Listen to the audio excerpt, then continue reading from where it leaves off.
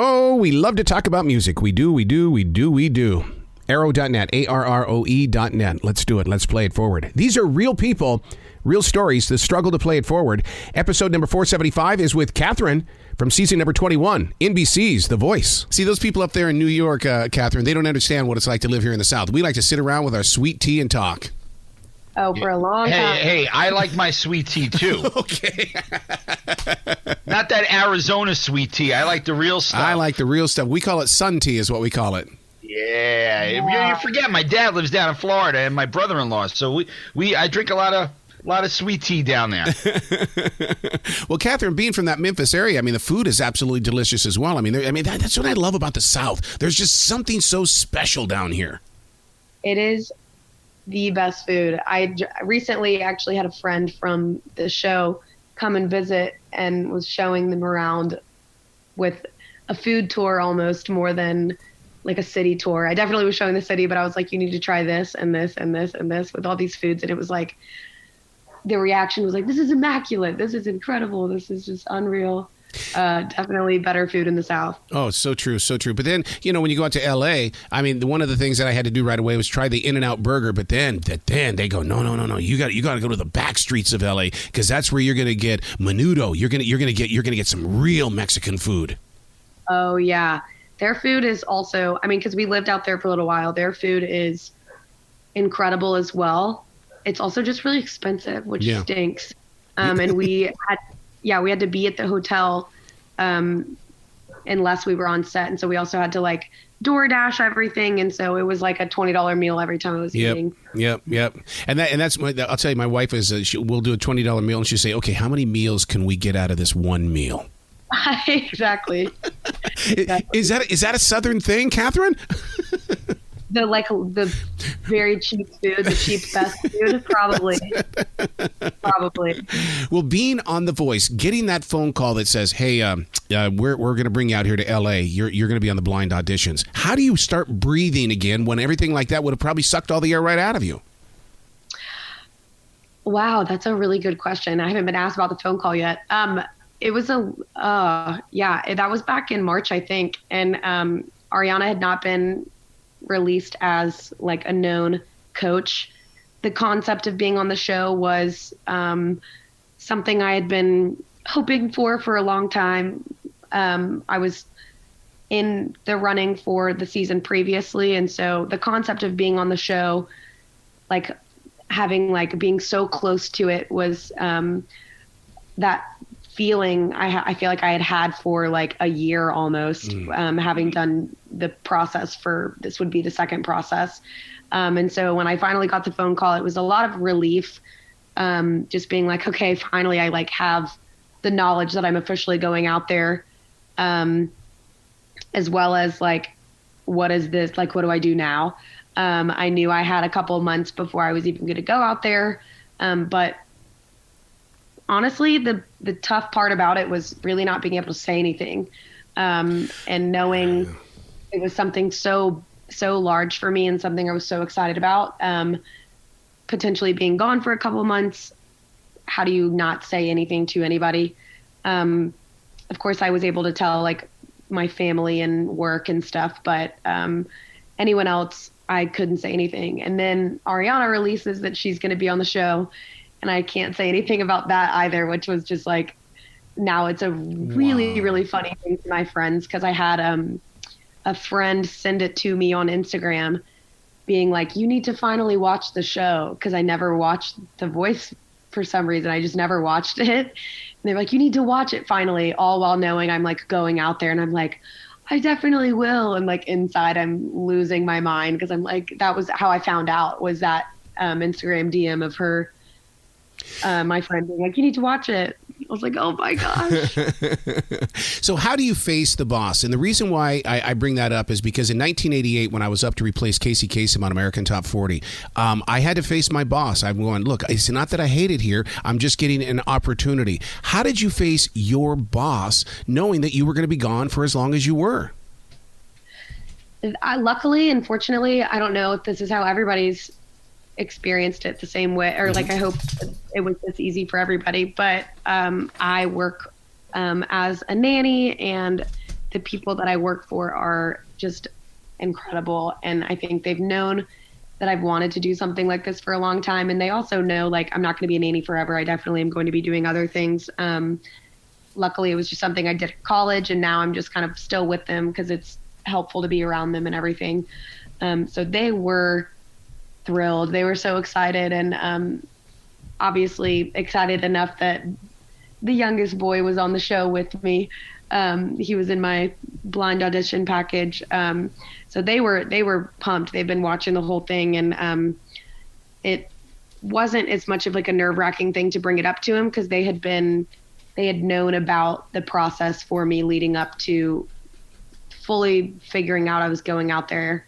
They knew I had auditioned and was kind of like walking through that, and they were pumped for me. So I was very fortunate with the way that they handled everything. Having that degree in psychology, my God, you were in the center of so many creative people. My God, you could have a job right there just working with creative people. Yeah. The psychology aspect of things, is that what you're asking? Yeah, that's exactly what I'm because creative people are carrying luggage with them. Oh, absolutely. Yeah. Definitely. You're right. Yeah. Psychology is definitely always going to have a little piece of my heart. I think I've mentioned in a couple different interviews, it's something that I've realized is an area of subject that I want to know so much about, but I don't necessarily want a 9-to-5 in. Yeah. I would take any class and every class to learn anything about psychology, just how people work, how their brains are, why people do what they do. And, but I don't necessarily want to be a sit down 9-to-5, researcher or counselor or anything. And ultimately I figured that out at perfect timing with the show too. And, was in pursuit of my master's, and now I'm on pause with that just for a little bit. I don't think that I'll be going back to that, but, very quickly realized I was like, yeah, music is what I want to do. I knew that. I knew that while I was getting a degree in psychology, but, I knew I didn't necessarily want to study music. But if I was going to be doing classes, I wanted to fuel the side of myself that loves learning and learn about something I am fascinated with. So that was the psychology aspect for me. We have a Kevin Bacon 6 degrees of separation here. We both work for weddings. I'm a wedding DJ and you're a wedding singer. Oh, cool. So how have you? No, you're talking about me. I thought. Okay, wait. Yes. Sorry. Oh my gosh. Yes. Yeah, we're a good duo. Sorry, I literally thought that you had brought somebody in, and I was about to meet them. I was like, okay, cool. Okay, yes. I mean, there's just something very special about weddings. I mean, I've been a wedding DJ now 29 years, and there's just something. Wow. Oh my God, it's a fun performance, isn't it? Yes. Oh, I love weddings. They're so fun. Yeah, because you get to meet with when they're just everyday regular people, and then you're planning for this big event that's going to be happening. Everybody's beautiful and stuff like that, and the relationship even years afterwards. I mean, there are so many families I still are connected with because of the weddings. Oh, I'm sure. Yeah, I could definitely see that. And performing and being at a wedding, especially a DJ, you're just bringing more life to what's already existing. Like, everybody's already so happy and excited and having a good time. And then you just get to bring in the fun tunes for them to dance to, which is so fun. Do you ever find yourself trying to write that perfect wedding song? Ooh, I don't know about, that's funny that you say that. I don't know about a perfect wedding song, because a lot of my songs are sad, or like love-wise, I guess they're kind of sad. I feel like my best songs kind of come from the creative place of me that is a little bit like the broken and areas that I want fix in, because ultimately I start writing the song in light of wanting to, process or just kind of relieve a little bit of the sadness or frustration or whatever, and it ends up being lyrics that work for a song, and that's kind of how it's created. But that's so funny you bring that up, because there's so many different weddings. They for their first dance they want "Wonderful Tonight" from Eric Clapton, and I go, you do realize that's about a woman putting her drunk husband to bed? You do realize that, right? Yeah. So funny. Oh my gosh, a lot of people. I'm like, you got to listen to lyrics before you ask for a wedding song. I mean, E. So now, being what is one of the rituals that you do before you step out on the NBC's The Voice stage? Is there something that you go through, or is there a coin you carry with you? Is there something? Minutes before I go on, definitely just a lot of like deep breathing and for me, just in my own spirituality, praying a lot and kind of asking for comfort and guidance in that area. But I would say like several hours before or the day of, definitely a lot of like pump up music in the morning. Like when I'd be getting ready, I'm listening to like my girl power playlist or whatever that consists of. And I like to do yoga as well. So maybe a little bit of stretching and a lot of tea, a lot of vocal steaming. We all had these like Vicks vocal steamers, and you just sit there with it on your mouth. And it's technically for like if you're sick and you need to kind of like clear out your sinuses. Right. But we all had them, and we would just sit at our little desks in our hotel room and just like steam our voices. And that was kind of what we would do when we wake up. So a slow process, but a lot of like music jamming for me, and just kind of breathing and shaking out my feelings. That's a part of the story that a lot of listeners and fans of music don't understand, is that, you know, that those vocal cords, that's a working tool, and you've got to take care of your tools. It is really difficult to keep your voice maintained. At least it is for me. I've always had issues with my voice in ways of like, I don't know if I've actually talked about this with anybody yet. So you've got the first tea on this. I've had issues with my vocal cords for a long time. I think like in high school, I started feeling like they were getting a little bit like weakened. Also, I don't know if you can hear the dogs in the background. I'm so sorry. No, yeah, that's cool. That's cool.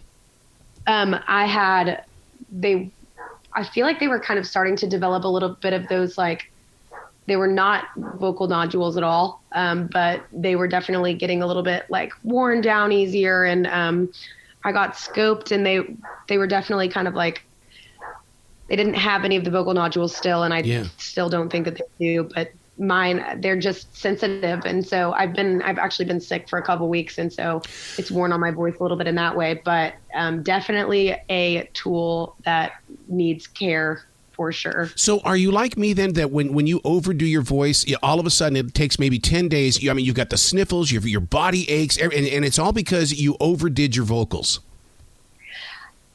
Maybe if I like reflected on it, it would be this whole body like recovery for me. You're probably right. I don't know if I've ever actually noticed that. Definitely the 10 days vocal recovery though, which is wild because that's not how it should be at all. I know that very well, is that singing should never wear your voice out if you're doing it correctly.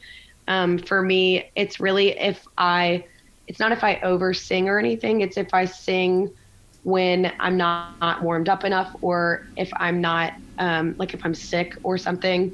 So for me, I've been singing at church the past couple Sundays, and we had a big Sunday I guess 2 days ago. And so it kind of brought me back like 4 steps in like vocal recovery from my sickness that I had, just because I didn't need to be singing at that point. But yes, definitely the recovery aspect of singing shouldn't exist, but it does for me too. Yep. How do you like the way that worship music has evolved right now in the way that it's not always about the traditional, but basically it's about the exploration of the present place of now? I love that. Yeah, I like the way that you put that too. It's contemporary worship music is, I think a lot of the best contemporary worship songs in the way that they're created now are spun off of hymns. I always will appreciate traditional music. I know that there's a big place in everybody's heart for hymns, and also just like people that still feel the most connected to, the Lord in that way is with these hymns. But for me, the ability for a songwriter, and maybe this is because I'm a songwriter, but for them to be able to explore their own relationship with God and create a song without with the creative freedom to do so, I would say is a really cool thing. And being able to lead that is also really cool. Watching a congregation be able to feel like pretty connected to God and the church, and it be led by me is an experience I would take over a lot of singing experiences for sure. You speak of those experiences. It was my pastor, Stephen Furtick from Elevation Church, that just brought me closer to that music. I mean, the Elevation Worship Band is just, and to be there in person every week is just amazing. You go to Elevation? Yeah. Oh my gosh. Wow. That's crazy. Yeah, it's Wow. he's in Ballantyne, and it's so funny that, and you have to wait in long lines to get in there, but once you get the experience, it's like oh my God. And I always called it when the lights go out at Elevation Church, it all begins, and that means it's like being at a concert. All of a sudden the lights go boom, and it's showtime. That's really cool. Yeah, we definitely do a lot of at the church I attend, we do a lot of Elevation songs, and wow. I know that whether or not, like, some people have a preference of lights being on, lights being off, like it being acoustic or like full band. I know that that's like a controversial conversation, but I've realized ultimately, like, you will find in whatever city that you're living in, churches that do all of that. Not one church that does all of that, but like you will find a church that is going to do your preference. Yep. So ultimately, like, I think people can feel just as connected to God in an open room, quiet, very lit and acoustic sound, as well as feeling just as connected in a dark, loud, more quote unquote production looking. Yep. So wherever you feel the most connected to, I think is where you should go. But our church is similar to that of Elevations, and I'm very excited to talk to you, considering you go there. That's really, really cool. You got to come to Charlotte sometime and experience it. I would love to. We do a lot of their music. They have some beautiful songs. Actually, before my blind audition, I was listening to, this was actually funny. You asked about my like go-to, I said I listened to like pop girl band stuff before I sing.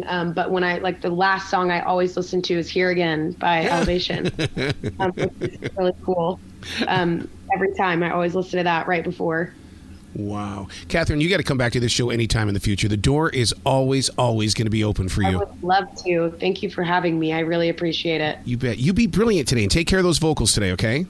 Thank you. I need to. I appreciate it.